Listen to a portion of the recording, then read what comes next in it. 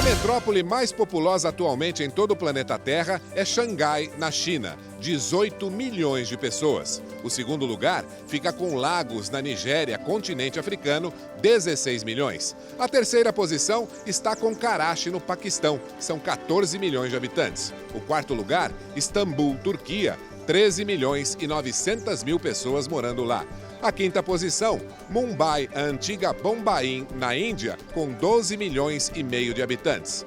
O sexto lugar, Moscou, na Rússia, 12 milhões de pessoas. E em sétimo lugar, na frente de Pequim, da Cidade do México, do Cairo, na frente de Nova York ou de Londres, está a cidade de São Paulo. São 11 milhões e 800 mil pessoas morando em São Paulo. Na região central da cidade, residem 430 mil pessoas e por lá, nos dias úteis, circulam aproximadamente 2 milhões de pessoas. O centro da cidade de São Paulo é o tema principal da entrevista que o pastor Denis Munhoz vai conduzir no programa Ponto de Equilíbrio de hoje.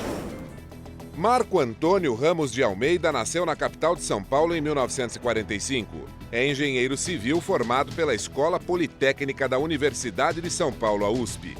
Foi membro do Conselho Curador da Fundação Padre Anchieta, Rádio e Televisão Cultura, e do Comitê Executivo do Procentro, programa da Prefeitura de revalorização urbana e funcional do centro de São Paulo. Foi diretor de Relações Institucionais e diretor de Publicidade e Comunicação do Banco de Boston. É membro do colegiado da Rede Nossa São Paulo, do Conselho Deliberativo do Instituto São Paulo contra a Violência, da Comissão Executiva da Operação Urbana Centro da cidade de São Paulo e do Conselho Municipal de Turismo de São Paulo, o CONTUR. Marco Antônio Ramos de Almeida é o atual superintendente-geral da Associação Viva o Centro de São Paulo. Muito boa noite, meu amigo, minha amiga. O nosso encontro de final de noite, programa Ponto de Equilíbrio.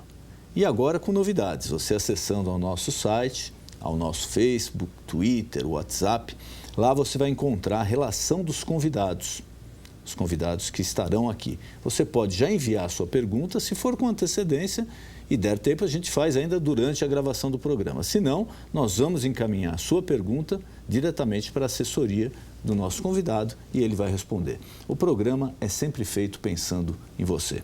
E nessa noite é com imenso prazer que recebemos Marco Antônio Ramos de Almeida. Ele é superintendente-geral da Associação Vibra o Centro. Muito obrigado por ter aceito o nosso convite. É um prazer receber o senhor aqui. Nós é que agradecemos pela oportunidade de estarmos nessa conversa. E o nosso centro aqui de São Paulo, a gente fala o nosso centro porque eu acho que, pelo menos ali da minha geração para trás, todo mundo teve alguma coisa, ou trabalhou, ou conheceu, ou frequentou o centro. Eu trabalhei lá desde a época de estagiário, de advocacia, depois com o meu escritório, eu trabalhei na região central de São Paulo. E sempre foi uma região muito agradável. Lógico, precisa de cuidados, precisa de atenção. Mas, infelizmente, o que a gente notou, e eu não sei agora como está a situação do centro, mas que houve um processo de esquecimento, um pouco de abandono do centro por parte da administração pública. Agora parece que revitalizou, tem novos programas. Eu queria que o senhor explicasse um pouquinho o que é o centro de São Paulo, o que acontece, o que pode se fazer para melhorar e como é a vida de quem frequenta o centro da cidade. O centro da cidade de São Paulo, a semelhança dos centros das grandes metrópoles, é normalmente a região onde a cidade nasceu, né? Temos ali o pátio do colégio, onde houve a fundação de São Paulo, né? São Paulo é uma das poucas cidades do mundo que sabe exatamente onde nasceu, né? E ali a cidade nasceu há 500 e tantos anos atrás. E ali existia até, só para se ter uma ideia, há 200 anos atrás, em 1810, existe um mapa da cidade, né? Mostrando exatamente o chamado triângulo histórico, né? Que ia da Praça da Sé, o Largo de São Bento, o Largo de São Francisco. Essa região era a região mais antiga da cidade, né? Chamada de triângulo, exatamente porque tem essa forma. E nessa época, né, desse mapa, de 1810, a cidade de São Paulo tinha 5 mil habitantes. Quer dizer, 1810, 5 mil habitantes. 5 mil, quer dizer, passamos quase 200 e tantos, quase 300 anos para atingir a marca de 5 mil habitantes, né? E, de repente, ela entrou num processo vertiginoso de crescimento e se espalhou, formando hoje essa megalópole, vamos dizer, a Grande São Paulo, de mais de 20 milhões, né? E o município, a cidade, com 12 milhões. E o centro é a região mais antiga da cidade. Desculpe, mas existe alguma explicação por ter sido naquela localização o nascimento da cidade? Tem alguma... Tem toda uma explicação histórica, né? Quer dizer, naquela época, vamos dizer assim, os portugueses e toda aquela a ocupação, né, nasceu na região ali de Santos, etc. E aí foi uma grande dificuldade se vencer a Serra do Mar, que era uma grande muralha, né? E aí ali houveram uma série de... havia um povoado na região de Santo Amaro, e aí, os jesuítas foram para lá, tinham um acordo com os indígenas, né? E aí foi toda uma coisa, porque ali era a região, quer dizer, depois de sair do litoral e chegando aqui, era uma região de um lugar mais alto, né? Cercada por rios, era o rio Anhangabaú, ali do Riacho do Anhangabaú, depois tinha o Tamanduateí, né? E ele ficava mais ou menos numa posição alta, inclusive inicialmente existia uma espécie de paliçada por ali e tal, que protegiam mais. Mas era um pequeno vilarejo, que depois de 300 anos, com 200 e tantos anos, ainda tinha 5 mil habitantes. Para mim é um dado, passar 300 anos com 5 mil habitantes... Exato. Enquanto que, por exemplo, uma cidade já como Santos já era uma grande cidade, né? Mas o fato é que a cidade ficou estagnada durante todo esse tempo e depois, nos anos mais recentes, né, há uns 100 anos, 100 e poucos anos, é que ela começou a se desenvolver, inclusive muito por conta do café no interior, e que a cidade recebeu esse afluxo. Aí começaram as estradas de ferro, etc., e a cidade se desenvolveu e começou esse progresso e esse crescimento vertiginoso. Mas aquele miolo todo, o centro, é a região, vamos dizer assim, original, remanescente e tal. E ali estão não tantas coisas dessa época, porque nessa época as construções eram de baixíssima qualidade, né? Mas eu sempre digo o seguinte, quer dizer, São Paulo é uma cidade muito recente, né? Porque não dá nem para contar esses 5 mil. Isso é um aspecto histórico, né? Sim, das origens lá atrás. Ser muito, né? Mas, precária. Exatamente. E hoje, por exemplo, uma coisa que a gente discute muito lá, para como recuperar, melhorar o centro, é a questão do chamado retrofit, que é a recuperação dos edifícios que já estão obsoletos, para poder dar nova qualidade e nova possibilidade de uso, né? E isso eu sempre digo, olha, esse é um problema que Paris enfrentou há 200 anos. Nós só agora estamos enfrentando. Por quê? Porque só agora os nossos prédios estão ficando velhos, né? Os nossos prédios mais antigos... E não é uma reforma simples. Não é muito simples. É estrutural. Aliás, né? Não, é muito complicada, porque muitas vezes você tem um edifício que tem 50, 60, 70 anos, ou seja, edifício relativamente moderno, novo. Mas esse edifício não atende mais às posturas atuais. Então, vamos dizer, o corredor tem que ter 1,20 m, mas ele tem 1,10 m. As passagens, a acessibilidade, tudo isso já não atende aos códigos. Então, tem uma dificuldade de aprovar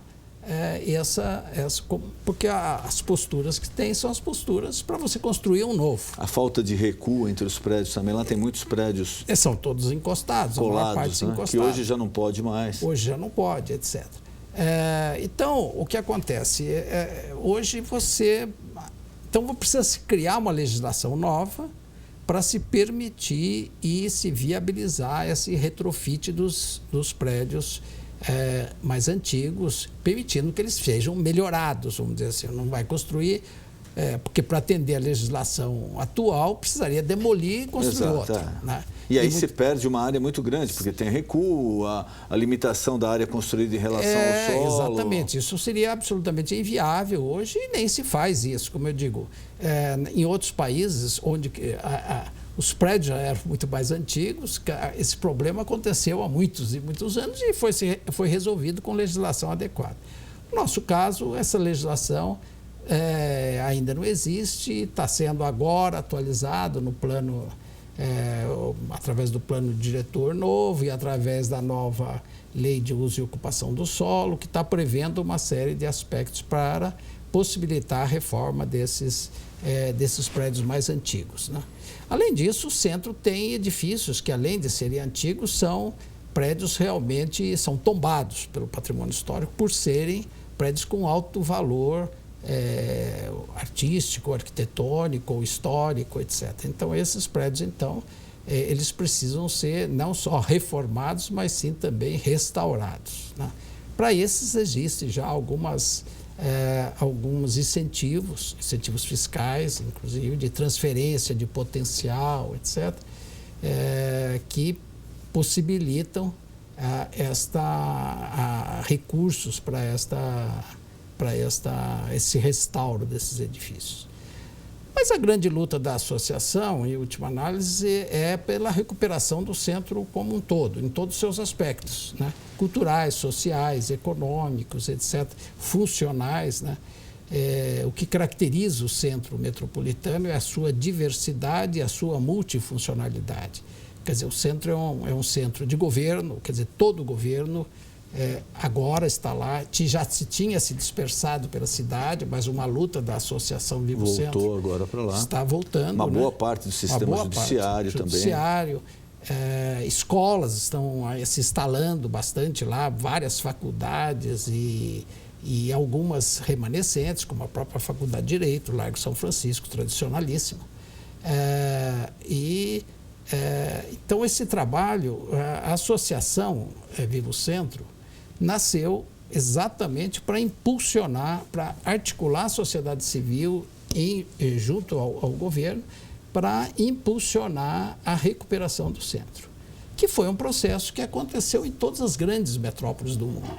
Porque é uma questão de bom senso, quer dizer, o centro, ali você tem um formidável equipamento, por exemplo, o metrô, só ali naquele miolinho são 7 estações de metrô. O acesso ao transporte, a infraestrutura é muito boa. Equipamentos culturais espetaculares, como o Centro Cultural Banco do Brasil, a Pinacoteca Estação, o Teatro Municipal, afinal, todos, o Centro Cultural dos Correios, tem uma infraestrutura fantástica. O centro não falta água, luz, transporte, tudo, afinal, fibras ópticas. Não tem enchente. Não tem enchente. Raramente tem, porque é uma parte alta também da cidade. Exatamente. Né? Então, o centro tem toda esta fantástica infraestrutura que precisava ser melhor aproveitada. Então, mas o que me ocorre, desde o tempo que eu trabalhei no centro da cidade, quando a gente falava para alguém, olha, passa aqui, eu estou aqui no centro, a gente vai almoçar, e a pessoa falava, mas almoçar onde? Aí no centro? Não tem restaurantes bons, não tem muita opção. Ou quando você falava, às vezes à noite, olha, tudo bem, eu vou acabar de trabalhar, vamos jantar aqui perto. Fala, não, mas imagina, jantar aí no centro, aí é um local até perigoso, porque à noite não tem muita gente. Então, como eu trabalhei lá há algum tempo e senti isso daí, eu acho que não passaria esse processo por tentar trazer a população de volta ao centro, ou seja, aquela pessoa que trabalha lá durante o dia, ela ter um restaurante para ir à noite, ou ter uma casa de espetáculos para ir à noite, ou no próprio municipal, não passaria por um convencimento da pessoa, olha, pode frequentar a região central, não é só para trabalho, você pode conviver ali? Por incrível que pareça, o centro da cidade recebe 20% da população da cidade. Todos os dias, cerca de 2 milhões de pessoas vão para esta região, que representa um pouco mais de 1 ou 2% da área da cidade. Não, tem muitas cidades do Brasil, a grande maioria não tem essa população. Exatamente. Então, só o distrito Sé e República, que constitui propriamente o núcleo do centro, tem 0,5% da cidade, 4 quilômetros quadrados. A cidade de São Paulo tem 1.000 quilômetros, lá tem 4, mas essa região recebe 20% da população. Então, é um volume gigantesco de pessoas. Todo o governo está lá, praticamente lá, tirando o Palácio do Governo, as secretarias, a prefeitura, todo está lá, os órgãos federais, estão todos no centro da cidade. Agora, muitas escolas com milhares e milhares de estudantes estão no centro. E, por incrível que pareça, realmente existe também uma população enorme na região central. Quer dizer, a subprefeitura 7 tem perto de pouco mais em torno de 500 mil de habitantes. Mas o centro, propriamente, tem uma densidade muito grande. Basta dizer que o distrito República, a região do entorno da Praça da República, é a segunda região com maior densidade habitacional da cidade. A maior densidade da cidade de São Paulo é o bairro do Bexiga, que também é um bairro central. Bem no centro. Próximo. É o que a gente chama de... Se é República e em torno tem 8 distritos que são o que nós chamamos de bairros centrais. Mas o Bexiga ainda continua residencial. O Bexiga é a maior densidade habitacional da cidade de São Paulo. Sim, mas independente do comércio da região, ele ser próximo ao centro, a origem dele é residencial. A origem dele é residencial também. Ele tem uma... E de muitas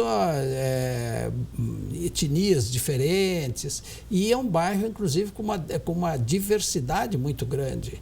Desde muito baixa renda, existem muitas regiões com cortiços, etc., naquela área, como também alta e altíssima renda ali naquela região do Morro dos Franceses, Morro dos Ingleses, aquela região toda que é alta renda. Né? Então, é realmente uma região com uma diversidade incrível, né? Com uma grande, vamos dizer assim, riqueza em termos de diversidade, multifuncionalidade, etc. Então, esse processo de recuperar o centro da cidade, que foi já feita em Nova York, em Paris, em todas as grandes metrópoles, né? Por quê? Porque é um contrassenso não se aproveitar isto. Além disso, o centro, ele dá, vamos dizer assim, a identidade à cidade, ele dá a marca e a identidade, né? Quando alguém fala em Paris, Londres, Nova York, o que vem à cabeça das pessoas? Normalmente, fala em Paris, Champs-Élysées, Quartier Latin, ninguém vai pensar no La Défense, por mais que lá estejam os prédios de aço, vidro... A área turística forte é ali, na região central. Você fala em Nova York, é Manhattan, com toda aquela... Né? A Londres, a City Londrina, que é o... Então, é a região que caracteriza a cidade, né? Então, por isso é tão importante, inclusive por uma atividade, como você me citou, do turismo, né? O turismo hoje é a atividade que mais gera emprego e renda no mundo. E é uma das atividades, por exemplo, Nova York recebe perto de 40 milhões de turistas por ano, né? Cada turista deixa, em média, em Nova York, em torno de uns $1.500. Quer dizer que nós estamos falando de renda respeitável. Em 60 bilhões de dólares, né? Bilhões de dólares. É dinheiro que nenhum negócio gera um volume de recursos como esse. E é um dinheiro que o turista vai, deixa na cidade, ele paga o táxi, ele vai num restaurante, ele vai num teatro, ele vai faz alguma compra. Afinal, hotel... circula na cidade. Até o pipoqueiro é um guia de turismo. E esse dinheiro, ele vai embora, o dinheiro fica. O dinheiro fica gerando novos negócios, né? Gerando riqueza, gerando empregos, etc. Por isso é que hoje o turismo é disputadíssimo no mundo inteiro, se procura atrair os turistas, né? Agora, como qualquer produto, uma cidade para se vender, vamos dizer, entre aspas, ela precisa ter uma marca. Ninguém compra uma garrafa de água sem uma marca. A marca é a identidade da cidade. O que você vai apresentar para o consumidor, né? Exatamente. O que você tem para oferecer? A pessoa... Então, tanto que qualquer turista que vá a qualquer grande metrópole do mundo, ele quer ficar no centro. Né? Ninguém quer ficar fora do Quando centro. Você vier, você procura, eu quero uma região central, porque já lógico, você já faz o teu mapa, né? Deve ter metrô, ou linha ou táxi, eu vou aqui, ou posso ir a pé, voltar, é mais fácil. Inclusive, uma das coisas mais gostosas que tem em Paris ou em Nova York, em qualquer lugar, é caminhar pela rua, né? com inclusive uma coisa que São Paulo vai se perdendo, que é o comércio de rua, né? Que é uma coisa maravilhosa, você andar em Nova York ou em outras cidades, onde você vai vendo as vitrines, a cidade é animada e tal, né? Mas isso não passa um pouquinho pelo problema da segurança pública? Também, né? A cidade precisa, o centro, é como aquela questão da a mulher do César, não basta ser honesto, precisa parecer honesto. E o centro não basta ser seguro, ele precisa parecer seguro.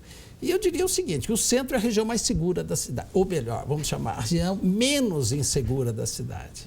Porém, ele tem um certo estigma.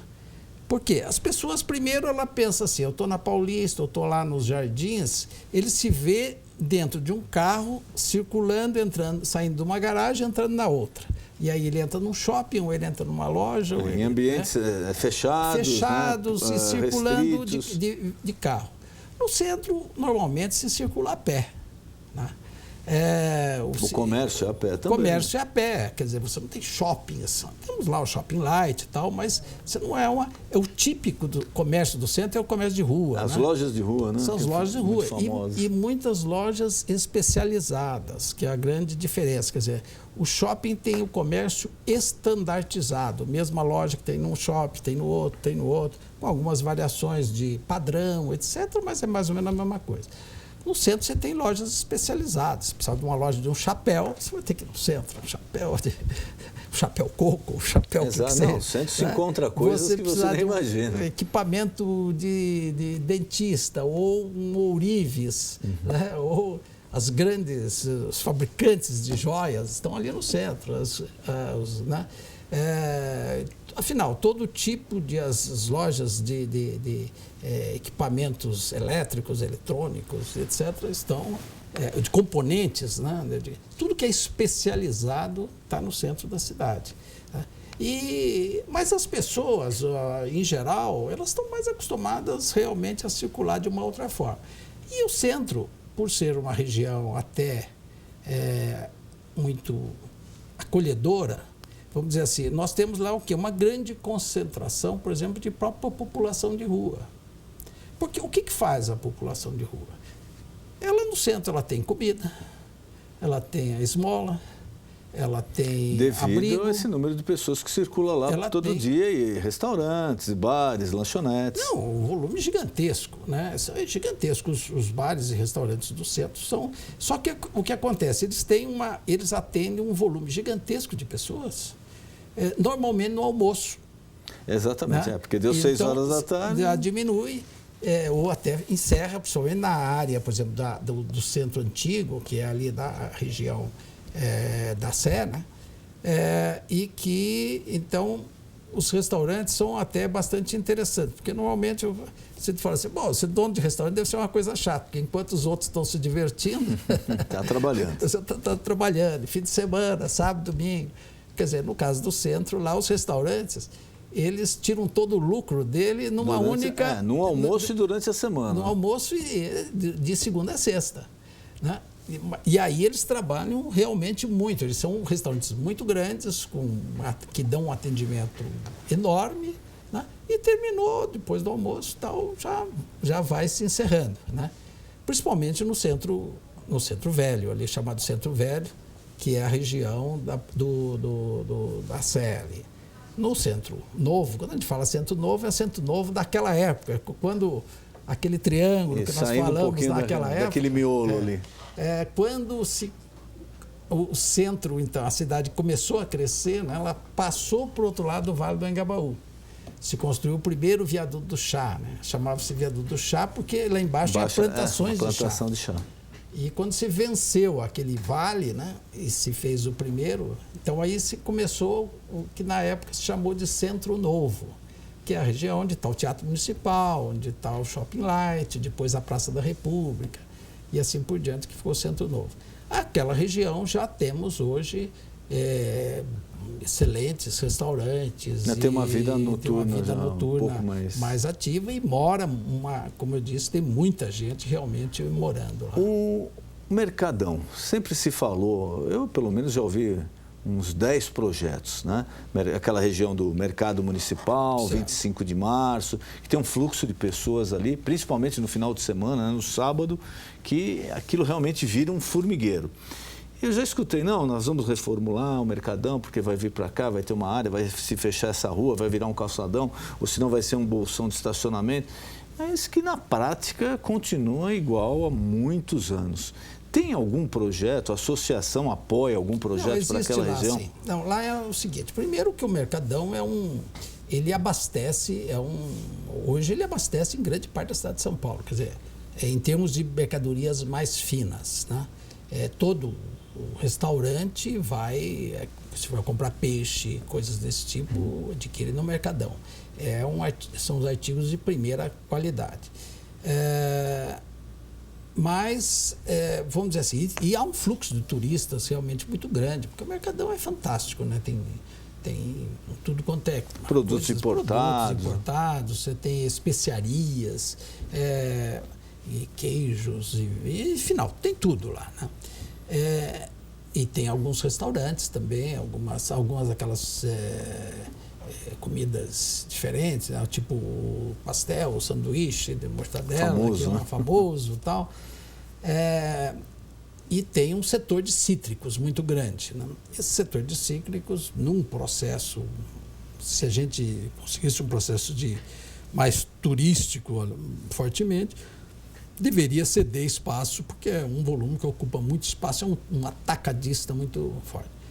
Mais para restaurantes, etc. Mas no entorno do estado, logo ali vai ser construído agora, quando foi demolido o edifício São Vito. Que ficou um tempão para demolir também. Exatamente. É um cortiço de 30 andares, sei lá, 20 e tantos andares. Mas hoje aquilo tudo foi demolido e ali vai ser construído 2 unidades, uma do SESC e outra do SENAC. Uma de gastronomia e a outra algo parecido com também essa parte de lazer, etc. E ali já temos uma estrutura também muito interessante, que é o parque.